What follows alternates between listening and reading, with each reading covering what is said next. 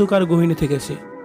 না শুনতে পারছে বাহিরের কোনো আজান, বাহিরের কোনো শব্দ, না শুনতে পারছে মানুষের কোনো কোলাহল ও পাখির কোনো শব্দ।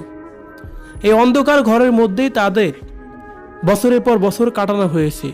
নাম দিয়েছে আয়নাঘর। কিন্তু এই আয়নাঘরে কঠিন এক অন্ধকার, সবসময় অন্ধকারের মধ্যেই থাকতে হয়েছে তাদের। সত্যি এই আয়নাঘর থেকে যারা বেরিয়েছে তাদের বর্ণনাগুলো শুনলে যেন রীতিমতোই গায়ের লোম দাঁড়িয়ে যায়। কতটা কষ্টের মধ্যে দিন পার করতে হয়েছে তাদের।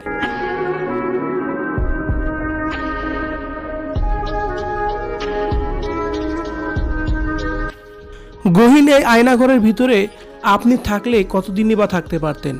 অন্ধকার এই ঘরটি দেখে আপনার কি মনে হচ্ছে যে বাংলাদেশের জেল হাজতে তো এমন নেই? প্রিয় দর্শক, শেখ হাসিনার এমন কর্মকাণ্ডকে আপনি কিভাবে দেখছেন? কমেন্ট করে জানিয়ে দিন কমেন্ট বক্সে।